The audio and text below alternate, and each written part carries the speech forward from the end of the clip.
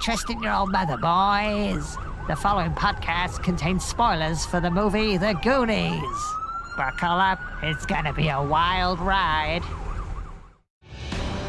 Welcome to Diabolical, the show where four long-suffering friends dissect film's most dastardly schemes, then try to improve them. I'm your host, Adam, and this week's movie is 80s classic, The Goonies. So, dear listeners, get ready to do your best truffle shuffle, and let's get diabolical.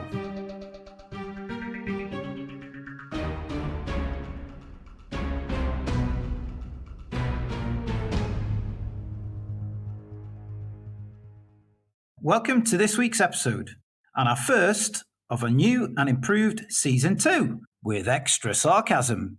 For this season, we've decided to switch things up a little. Up until now, the host of each week's podcast picks the winner from the rest of the panel and doesn't concoct a plan themselves. However, the host will now be presenting a plan and be part of the panel. Each member of the panel of peril will be voting for their favourite plot of the week, but cannot vote for themselves. The host will receive 1 point for winning, as they have home advantage, while the others receive 2 points for a win. We'll keep track of all the scores, and at the end of the season, we'll declare the winner. We will all take turns hosting, regardless of who wins each week's episode. It's that simple. Joining me, as always, are my friends and fellow podcast conspirators. I'd like to ask them now, please introduce yourselves and tell me what would be your pirate name and the vessel that you sail in. Hello, I'm Lord Manly Supreme, and my pirate name would be Captain Steino B. Salty, and my ship would be the Saucy Narwhal. I'm Craig, and I've tried to go for a pirate name that's in keeping with our old pal One Eyed Willie. So my pirate name would be Captain Phil McCracken of the good ship Uranus Brown of Starfish Cove. I think there might be some hidden meanings in that one. Oh! See if you can fathom them out, dear listener. I'm Gaz. My pirate name is Captain Jack Gaz Sparrow, and my ship name is the Black Gaz Pearl. A little bit of original IP there. How inventive! Shiver me timbers. Arr. And my captain name will be Captain Randy Two Finger Woodward. And my vessel is the Staggering Lady. I see why Turner and Craig are at each other so often now. They're basically the same person. Sharing a brain. Yeah, we're not like Paula Abdul and that cat. We're more like that He-Man where there's two heads on one body and they just punch each other.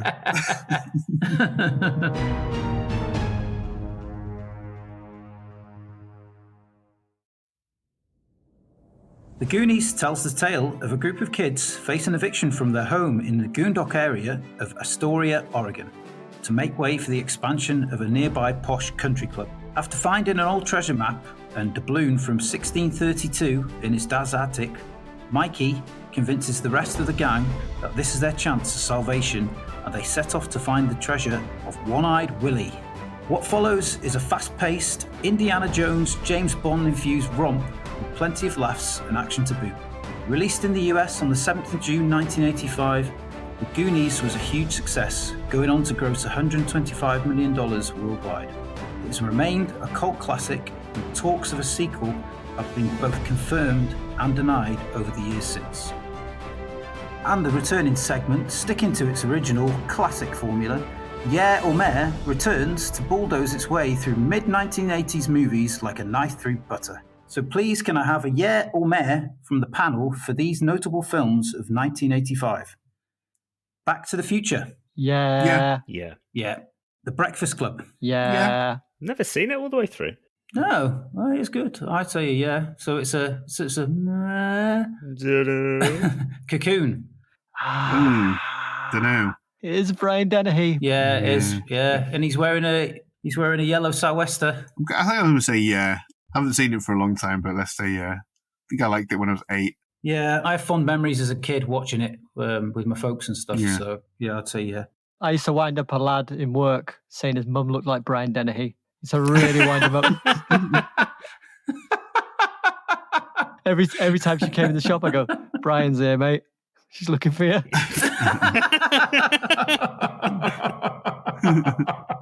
My personal favourite, Day of the Dead.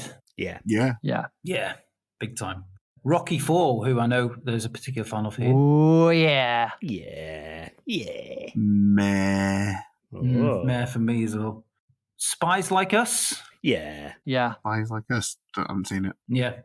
And last but not least, The Colour Purple. Oh, I've never seen it. Never seen Haven't it. seen it. Never seen it. Oh, it's a yeah from me. We had the VHS in my house. I remember the cover being like a maroon with like a sunset on it, but never I watched think it.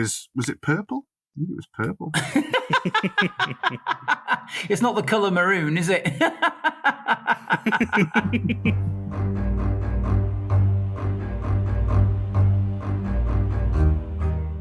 So, without further ado, let's get stuck into the film.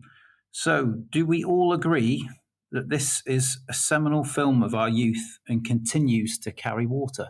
No. No. I was never massively enamoured of it. I didn't have strong nostalgic memories for it. I thought I'd probably enjoy it more on this watch, and I did. It's pretty enjoyable, but I still think it's one of those things that's been overrated by time and the unreliable memory of nostalgia. But, you know, there's a lot of things in it to enjoy. Yeah. Gaz? I thought it was bum bum poo poo. So, to cut to the chase here, just tell us what you really think. It had me for about the first half hour, 40 minutes, and then just it completely lost me. Completely lost me to the point where I was texting, just being like, what's the plan? I didn't have a Scooby-Doo. The one thing that I really loved was the score. That's fantastic. Yeah, it's a proper swashbuckling score, isn't it? Yeah. Yeah, obviously I mentioned that as well, right? That it was hard to discern what, if any, plan was happening. It just seems to be a series of events. Series of unfortunate events. Yes. It's all set up from the beginning, isn't it? They go into the attic and they find the map, the bloom and stuff, and then they go, right, let's... Oh, I was talking more about the Fratellis having any kind of... Yeah. Oh, yeah, the Fratellis, at the start, it takes you in a different direction, doesn't it? And then all of a sudden it focuses on the kids. But in the first 5 minutes, you get it's got pretty much all the main characters in it, isn't it? That I really enjoyed. The introduction to the characters was a lot of fun. Yeah, I thought it was fantastic. Yeah.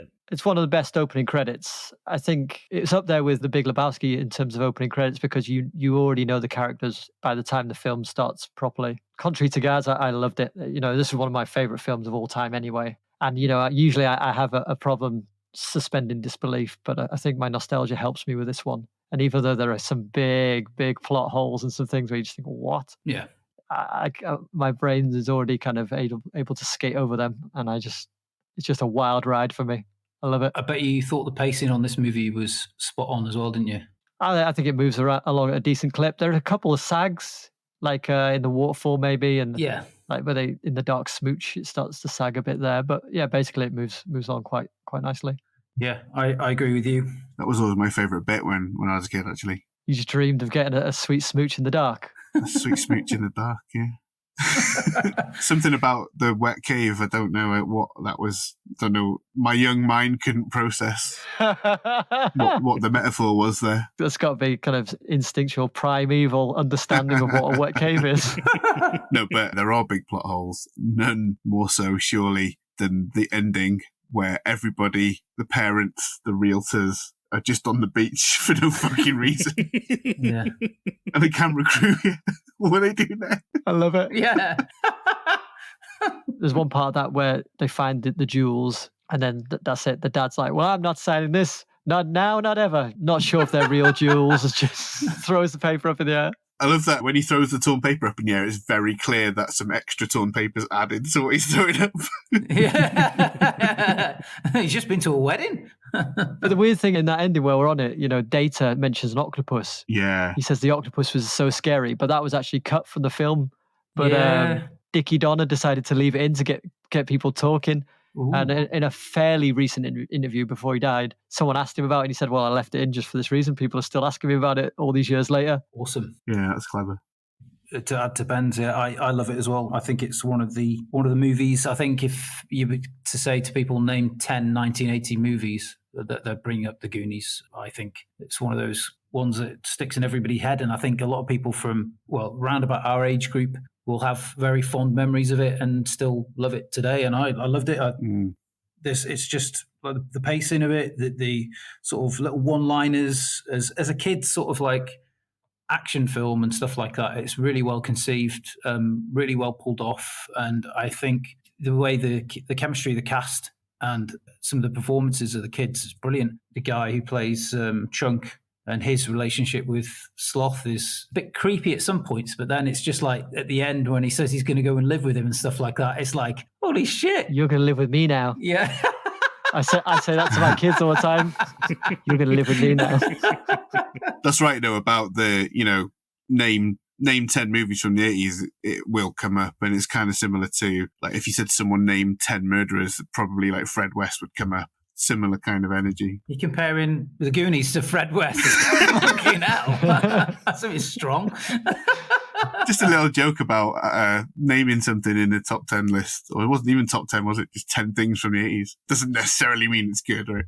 Talking about the kids' performance, I thought they're excellent. I love the way they interact, and there's a lot of overlapping in their speech, which I think makes it sound really, really natural, as we've mentioned before. Sean Astin's super young, though, isn't he? And he's kind of the least confident of them in this, I noticed. I think it fits. I think he's good. Yeah. I think he's like the most serious one out of the lot, isn't he? And he's like, it's his quest, isn't it? Yeah. And he's the one that turns them all to go out the door and do it and convinces them. And then it's when he finally gets to One Eyed Willie, he's the one that takes it like, this is a personal thing for him. And finally he's sort of bested him, hasn't he? And things like that, which is really, I thought was really cool. I suppose that's the difficult thing for his role, is that he has to play the straight man in a bunch of kids that were having a lot of fun. You were talking about the Cyndi Lauper video when he apologized to her for what he was worried was it looked like he wasn't enjoying it, and he just said it's because they were filming such long days and they were kids. He was just exhausted and didn't have the energy to film. That's probably why like child labor laws on films have become a lot more stringent, right? Well, I think John Landis might have had something to do with that. Well, that as well, yeah. What was that? What's the story behind that? We won't go into it. It's a long and harrowing story. Oh, yeah. Oh, is it? Okay. Google it at home. No, it is deeply unpleasant. Oh, deeply. I have a challenge for you. Yeah. Can you name a film with better sets than the Goonies? They are outstanding. Yeah. I'd have to have a good think for a while, but yeah, when especially when they're on the pirate ship in that cavern and stuff like that, you just want to be there, don't you? So good. Yeah. Oh, down the water slide, I'd give anything. Yeah. I'd give anything to go down the water slide and fire out. Isn't a lot of that like a matte painting, though? I know there's bits of set, but the wide shots. No, they had it really, and then they used it as a matte painting as well for some of the wider shots. Yeah, but it was really that's really cool. There. So they needed to do the matte painting to make it look a bit bigger than it was. I'm sure there are people who specialize in set stuff who would give us a ton of other stuff, but like off the top of my head, something like Indiana Jones and the Temple of Doom. I mean, that's a hell of a set. Yeah, that's what I was going to say. Amazing. Yeah, that's amazing too. It's sort of in the similar sort of vein, I suppose, isn't it? It's almost like a kiddie version of Indiana Jones. It's the year after Temple of Doom, isn't it? So I can't remember, was it you, Craig, that shared the article about Data, and it was Steven Spielberg that just gave him his next role, just went bang, straight into this next movie. Yeah, I love him. I hope he gets an Oscar nom for Everything Everywhere All at Once. That's so great. Yeah. So have you got any particular favourite moments or quotes? Yeah, loads. We were talking about the opening credits. I think they're fantastic. It's such a great car chase. It's quite reminiscent of Superman. Has a similar kind of car chase in that. I love when we're introduced to Chunk and he smears his pizza all over the window. It's brilliant. Yeah. And the credits, the skull is really cool. The effect opening into the first scene. Yeah. What I didn't remember is the Robert Davi suicide fake out, which was what the fuck? I love when we talk about Chunk, I love the scene where he's spilling his guts. Yeah. So tell us everything, spill your guts, and he just goes through all his misdemeanors. I was crying. He's so good. He's so good, isn't he? He talks about spewing off the balcony and making everyone else below spew. Something in common with the campaign there, I suppose. Yeah. I love the recurring Rube Goldberg device, which in the UK we sometimes call a Heath Robinson device, which is like the Wallace and Gromit type contraptions where you have the domino effect. You hit the little silver ball and it hits the kettle, and those devices. There's a few of those in the movie. I love that. That's really cool. Yeah, just to open the gate. Yeah, that's the best one, isn't it? Yeah. Yeah. Gaz, you got some favourite moments you'd like to share? Not really. what I have got is just, it's a bit pervy, the film, for me. There's Go like, on, then. I think I know what you're going to say. There's the statue with the cock getting broken off, which that's not so bad. But then there is a serious upskirt shot pretty early on. Oh, Where yeah. is it? I didn't notice that. In the cave, and I was just like, I don't know. Dick Donner seems to have a slight habit of this, because we better cut this out. Actually, I'm going to get fucking sued. He's dead. It's all right. He's dead. You can't defame the dead. Yeah, you can't defame the dead. Go mad, Gaz. Gaz. There's also the full frontal shot of the little boy in Superman the movie. I was just like, it just seems a bit odd. Yeah. To me. I don't know. Yeah. I thought you were going to say, I thought it was a bit of a strange sort of moment, but sort of like you could either take it as endearing or like creepy, sort of like with an edge of sexual nature. It's like when Chunk and Sloth are feeding each other that baby Ruth. It's a bit weird. And I was like, I was creeped out by it, but... Yeah, at the end as well, when Chunk says he loves Sloth and gives him a kiss, that's a little bit odd as well. That's a heart-melting moment. That bit, I was like, oh, this is lovely. But then... Turner, remember, they've known each other for, 6 hours at the most? Yeah, but they're like that, aren't they? Yeah. They've just come to... He's rescued him, hasn't he? Yeah. Chunk and Sloth aside, it is a coming-of-age movie, so you expect those kind of tropes in it. It's all about boys coming into manhood and starting to see the girls around them. That stuff... I was joking earlier about the Mikey in the cave stuff, but him kissing the girl in the dark is such a coming of age thing. And when they go to the toilets in there, and he says, this is the little boy's room, this is the girl's room, and his older brother's like, I'm going to the men's room, and then all the other boys are, yeah, I'm going to the men's room. I mean, could you have a stronger metaphor for coming of age? I think you kind of expect some of that stuff in it. I don't think it's particularly pervy. I think that's just tapping into 80s kids movies were a lot more risque. They just were, so... Yeah, that's very true. I don't think moments like that would be taken anywhere, they wouldn't be taken with any sort of, whether they're innocent or not, whereas back then they would have been sort of like, is it innocent or is it a bit pervy or what? The other thing... But now it would just be like, no, that's getting cut. Oh, we're so cynical now. We're so very cynical as a people. I don't know if it's cynical. I think we're just more conscious. I think that's what it is. Oh, there's a lot of cynicism as well. I think, but... There's a lot of people that have genuine affection towards kids, and they like, and they have no insidious motives or anything like that, No. And they like kids, and that's it. And they like to wear trench coats. Fucking hate them. Dickheads. Did you guys think that the Mama Fratelli slaps were brutal, or was it just me? Yeah. Every time she slapped one of the kids, one of the men. Christ, I don't know if she was really doing it or it was just a sound effect. Thunderous slaps. It was good. Whether it was real or not, it was good. I've got some notes to share with you. I've ridden a child's bike more times than I care to remember. Surely it'd be faster just to run. To pinch that pink little girl's bike. I love that. That's so good. It's crazy. But he's going downhill quite a bit. Yeah, so quick. Yeah. He wouldn't look like a total douchebag in front of his prospective missus, that would he? I also like just hanging out down at the well.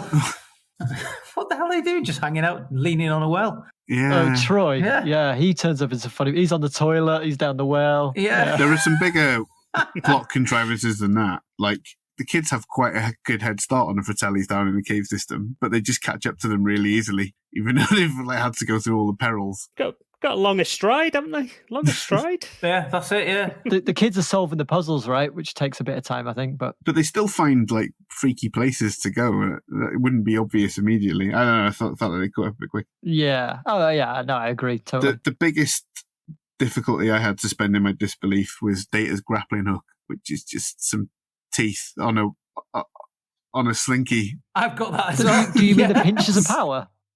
Pinches of power, my friend. Or plastic joke teeth, really that grippy. The clues in the title. Pinches of power. They pinch and they're powerful. I think like what I do like about this film is that like the stakes when they set them out are clear and they're tangible. You know that the houses, they're going to lose their home and everything. That film could have not had any stakes like that. It could have just been like an adventure, and I think cool that they went that far and gave it some stakes. So it's better for it, isn't it? Yeah. Yeah. I got a bit confused at one point where they showed some dynamite, and I think it had dynamite written on it. And then candles. When the kids, it was mixed. Okay, yeah, I think that's where I got confused because they light a candle and they go, "Oh, it's dynamite," and I was like, "Yeah, do you remember picking up the dynamite earlier?" No, they were mixed in, yeah.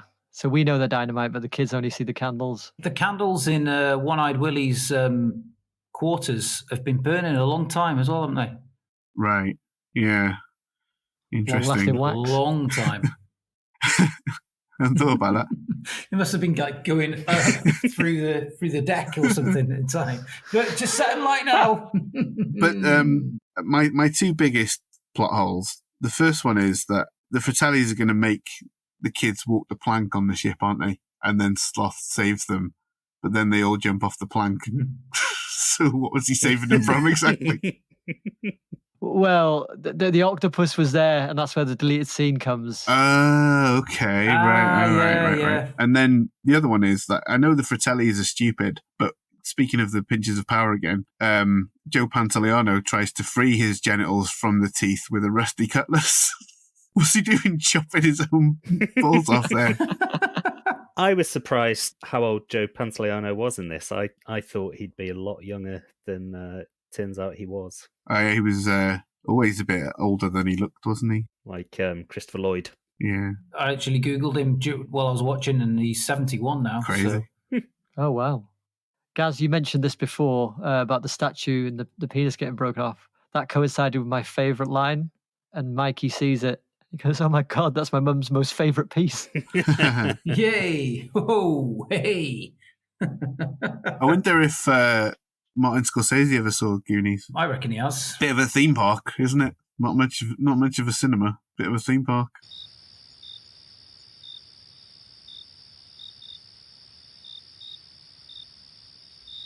Oof, cut that.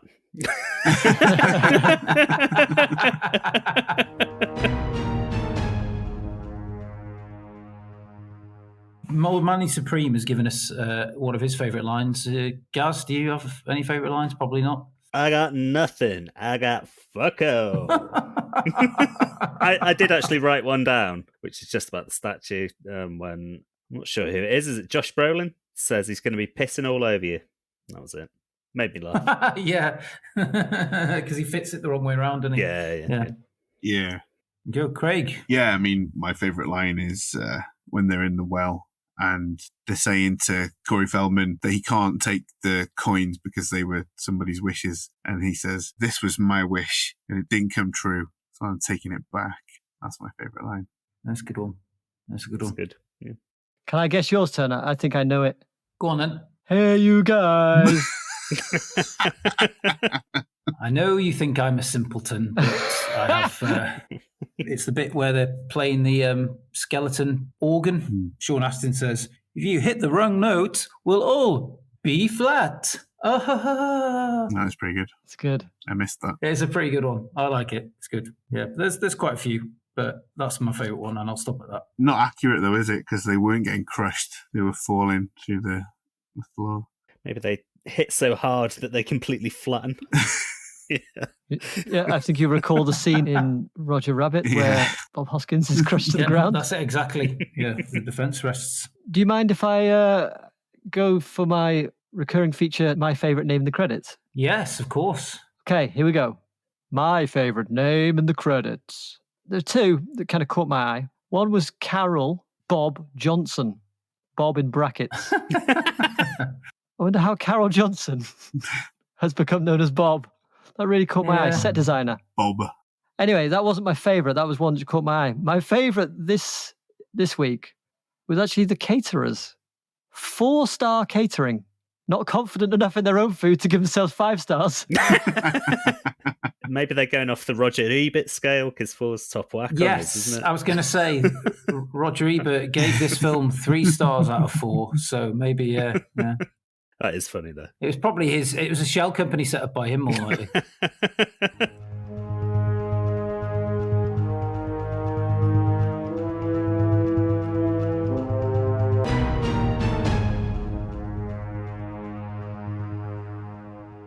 The Goonies are successful in saving their homes and their friendship, but at the expense of the family Fratelli, except for Sloth, of course. If it wasn't for those pesky kids. So, what do we all think of the Fratelli's plan? Shit, they haven't got one. Agreed. They don't have one. Yeah, I was going to say non-existent. This is our inaugural episode of our second season, and we've picked a movie where the villains don't actually have a plan. They just seem to careen from mishap to mishap.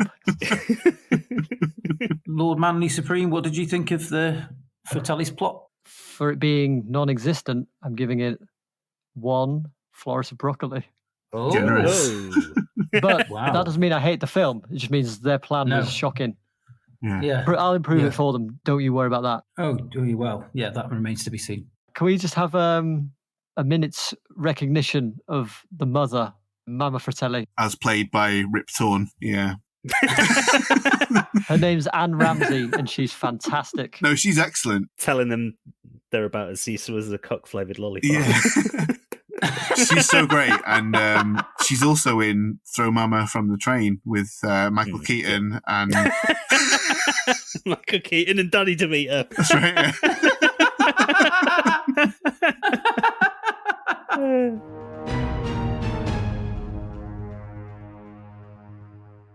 The Fratellis retreat to the old restaurant, hoping that a bit of time hiding out will take the heat off them for springing Jake from county jail and their counterfeiting operation. Inadvertently stumbling across their lair, the Goonies discover their secret and must be silenced. Alas, they don't quite have the minerals to accomplish the act. But how would we improve? Lord Manly Supreme, as the previous episode winner, I shall grant you first crack. I actually made the mistake this week of forgetting that we're all voting on each other's. And I wrote it, as I usually do, depending on who the host is, kind of trying to play to their tastes. So this is very, very squarely aimed at Turner. Let's put it that way. Ha! Good. Well, you can bag yourself 2 points from me then, can't you? Yes. Well, if you win anyway. Metaphorical points. The best kind of points. I win every week, metaphorically. I win the moral victory every week in my head. Dusting your hands off.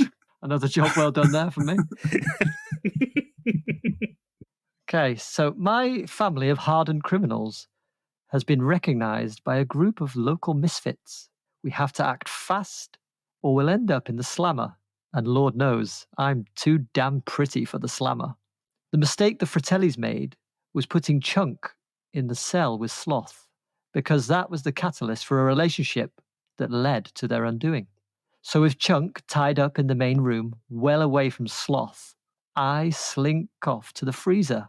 Raspberry nipple, clunky monkey, double cock fudge, delicious. I open up a tub of ice cream and pour in rat poison. Just a one big ice cream, I give it to Chunk. Geez, really, mister? Of course, my ickle pudgy friend. Buon appetito. Chunk starts wolfing it down. He's dead in minutes.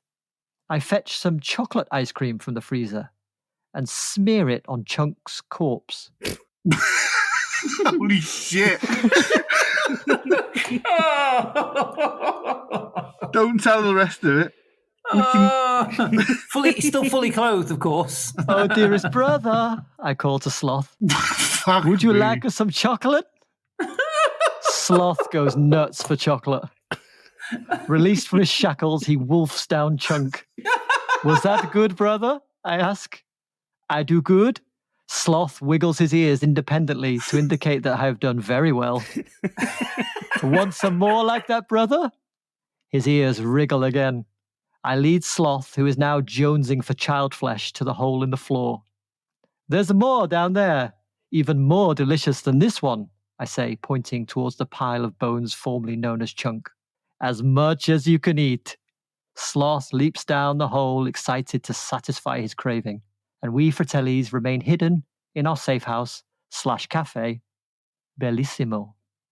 Okay, I've got one plot hole here for you, which is that the Fratellis I do think not you have the same one know as me. that the Goonies have gone into the hole until they interrogate Chunk. Yeah, I mean, I'll have interrogated him first, but then I wouldn't put him into the room with Sloth. They don't interrogate him after they've put him in the room, right? Ah, I see. Okay. Having killed Chunk with poison and having Sloth eat him, isn't he going to ingest the poison himself and then die?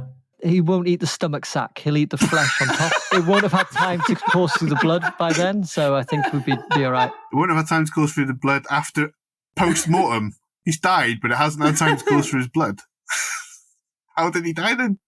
Has to go into the blood from the stomach to kill him. A little bit of osmosis, but, you know. Just the right amount of osmosis. I'm awful at murder.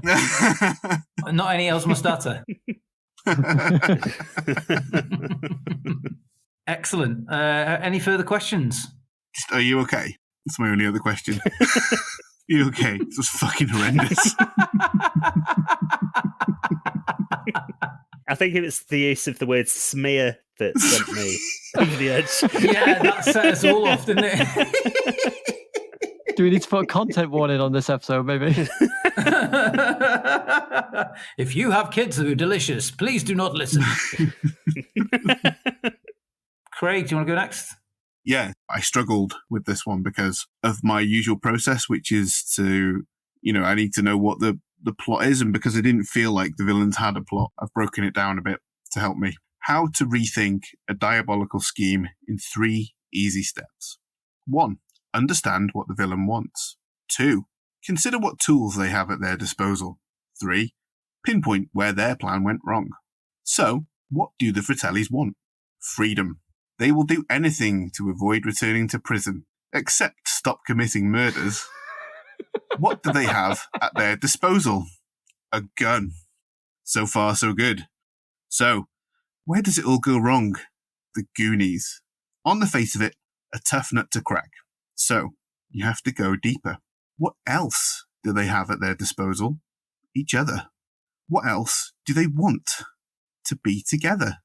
They show us this right from the film's opening scene, where they help to boost their son and brother from the county jail. The Italian name Fratelli means siblings. So, where does it all go wrong? Sloth. When it comes to their differently abled brother, they forget all of the things that are important to them.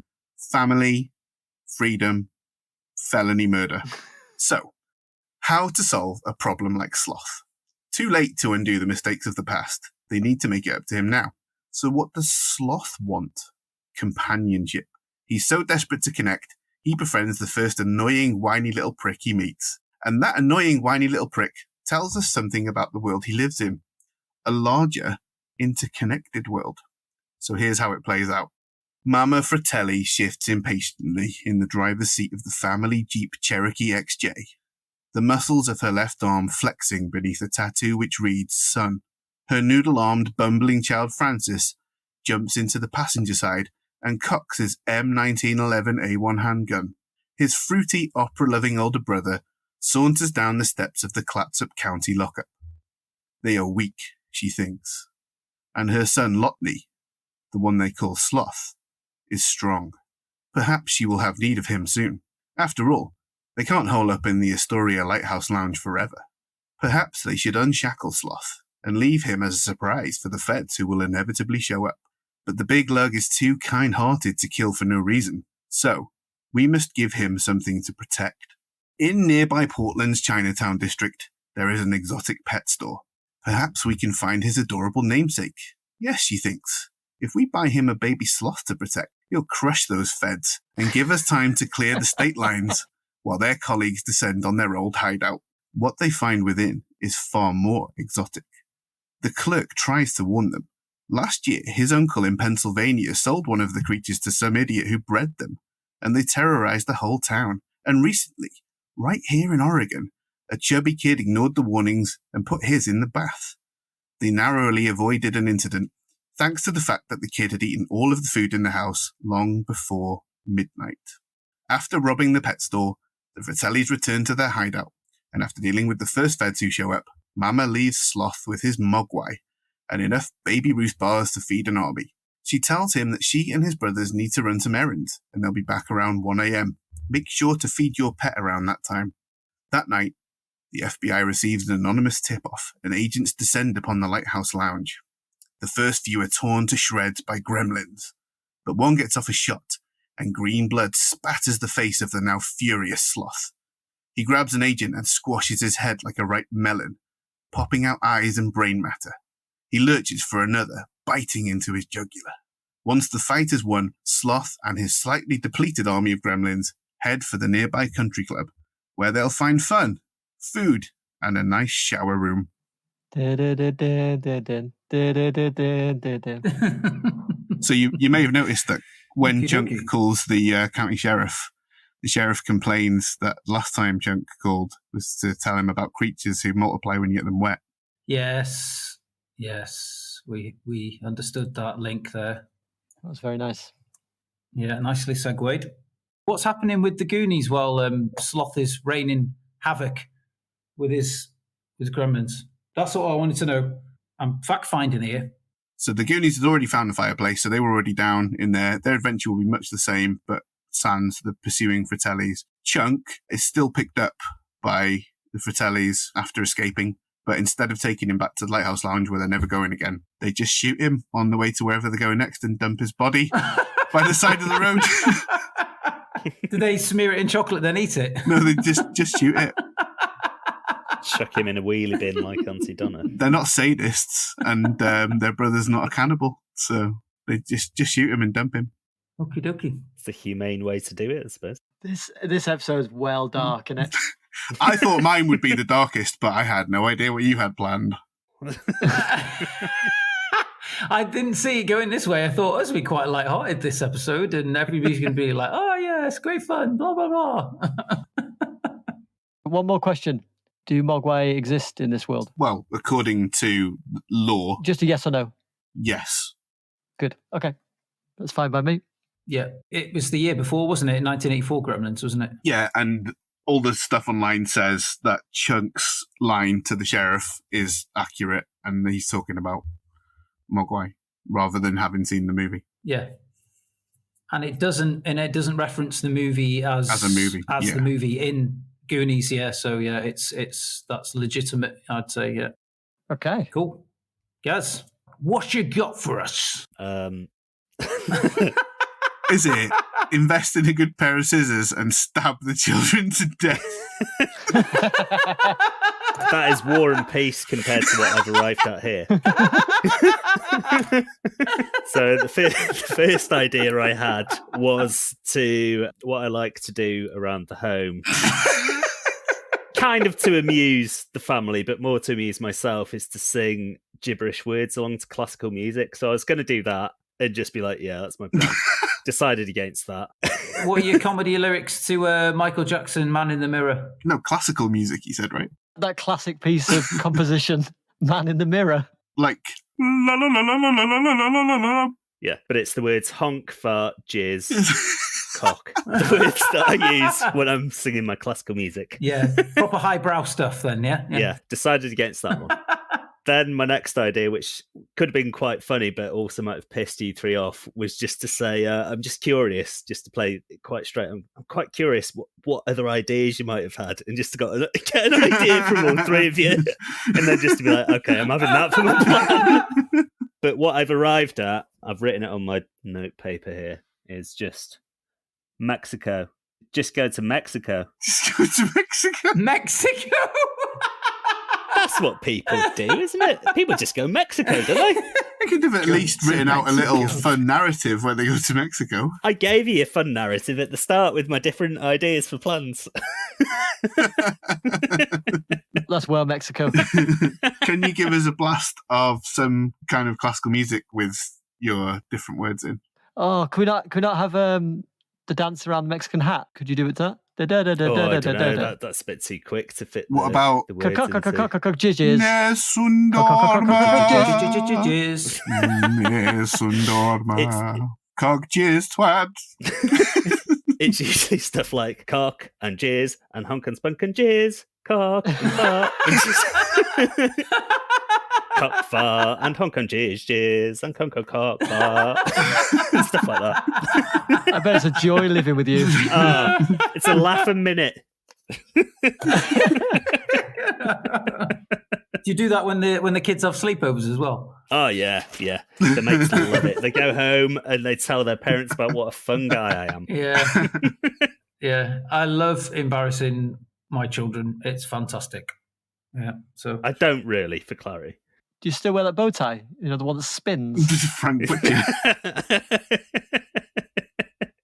What do you think I am? Some kind of pickled egg? All right, Turner, you are going to have to give us some absolute shit to lose my vote this week.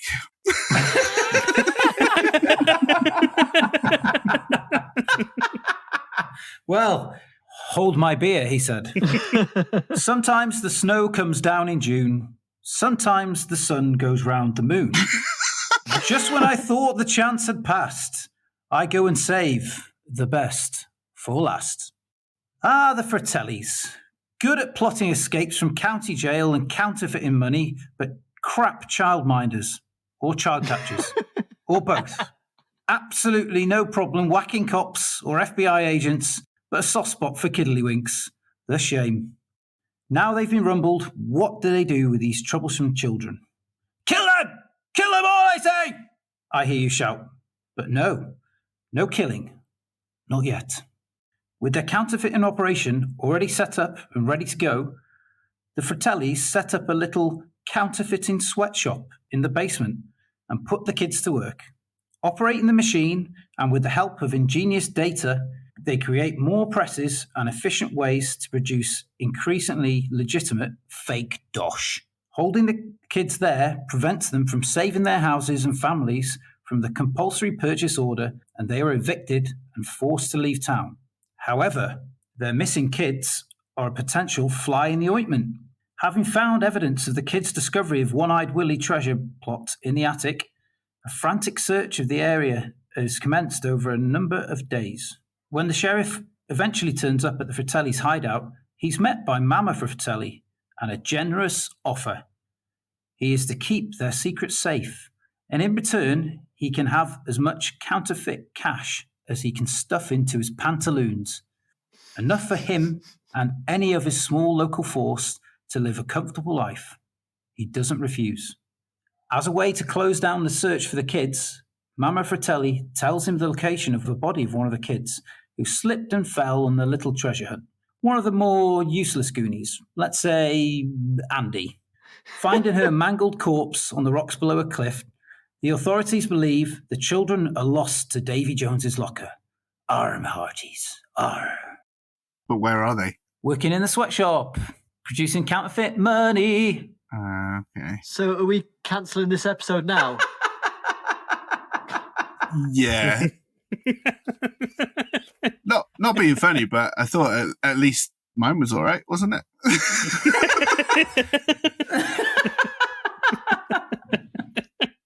Gaz's was the least harming because he just said go to Mexico and that's it. No inference of any harm to children or to Mogwai. One thing I would question about yours, Turner, is that somehow the Goonies have just now appeared in the sweatshop when the whole film's about trying to get the Goonies back from the tunnel. Yeah, that's a good point. Thanks, Craig. Well, no, because they turn up the first time. They go into the restaurant, don't they? Yeah. So they get them there. Oh, so get them immediately, just right from the off. Okay. Yeah, that's where they make a mistake because they let them go. And, of course, they're like, no, it's fucking in there. Right. So instead of letting them go the first time, they just keep them. Do we think that a sheriff for a long time would be able to continue using counterfeit money without anybody getting wise to that, because counterfeit money doesn't tend to go too well. In a town of a shrinking population, and then once they have data on board and he's working his way up in creating more impressive, original-looking fake dosh. He'd have a printing press of power. Oh, yeah, he would, yeah. He'd have one with, like, fake teeth chomping the bits of money and stuff. Printing press of power! I think that he's smarter than the Fratellis and he'd work to sabotage the whole operation from the inside out. Well, maybe he would, but in my plan, he wouldn't. He'd be a slave producing money. Oh, okay, so your plan relies on characters behaving in ways they wouldn't in the actual movie, including the sheriff, who's happy to accept a counterfeit money bribe. That's it. Yeah. Okay. Yeah, it's not adopting plants and animals or mythical creatures from other movies, though. So. Well, you agreed with me earlier that they exist in this world. Oh, here we go. Hold on to your hats. Guess who's come to shit all over my plan? Because he smells a wind in the offing. Are you talking about me or you? Can't tell. To talk about oneself in the third person is most displeasing. And you have done it several times. Perhaps not today. Yeah, you do quite frequently. What? I'll go and do a supercut of you doing it. Anyway, it's my plan. Like it or lump it. There it is. Okay. All right. A lot to think about there. Well, not really, but...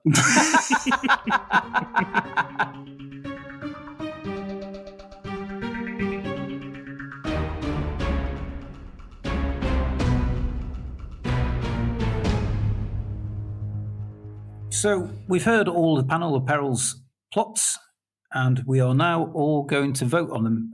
1, 2, 3. I voted for Craig E. Morris. I've gone Adam. I went Gaz. Adam and Ben voted for Craig. So Craig wins. So Craig gets 2 points. I'm marking it on the board. Got a running tally. Exciting start. So Craig is this week's winner for this episode. However, he doesn't get to choose next week's film. That falls to Lord Manly Supreme. As I feel a little bit sorry for Craig, I'm going to let him choose 1 to 3, and that's going to decide the movie. Exciting. This is I think Ben knows how I'm going to deal with this. Excuse me for a second. He's getting out his dice, ladies and gentlemen. Here we go. 4. Rolled a 4. I'm just joking. It was a 1. A 1. Okay. That is interesting. That takes us back, a bit of a callback to the first episode of this entire podcast. It's a Bond film. Ooh. Ooh. It's my favourite Bond. Ooh. We're going to watch Moonraker. Wow. Oh, yes. Oh, nice. Love it. I nearly watched it last week, so I'm happy you've picked that. Oh, good. Excellent. Yeah. Fantastic. All I've heard about it in recent years is loads of people saying it deserves to be reevaluated and it's great. Mhm. And it suffered from coming out at the same time as Star Wars and stuff, but apparently it's really good. Mm. So yeah. It was on Tarantino's podcast a couple of weeks ago, wasn't it? Oh, was it? Yeah. Yeah. Roger Avery loves it. Tarantino still hates it. It's quite a fun episode. That theme tune as well. Moonraker. Da, da, da. He's the man. The man with the moon of rakes. That lunar tool.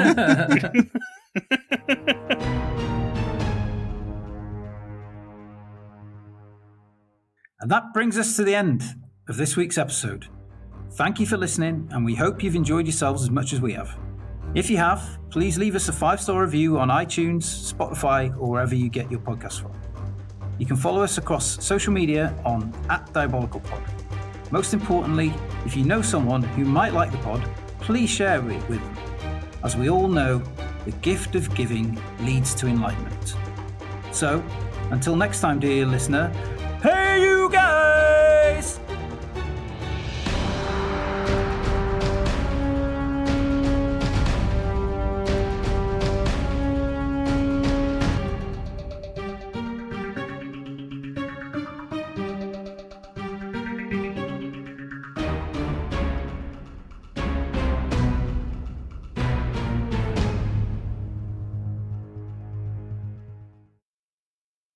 just hoping none of us have got any STDs. I'm just hoping that we've all got our own STDs. picks and nobody crosses over with any other. Fingers crossed none of us have got full-blown AIDS, because that'll put a crimp in the proceedings. Oh, God. AIDS, do. AIDS.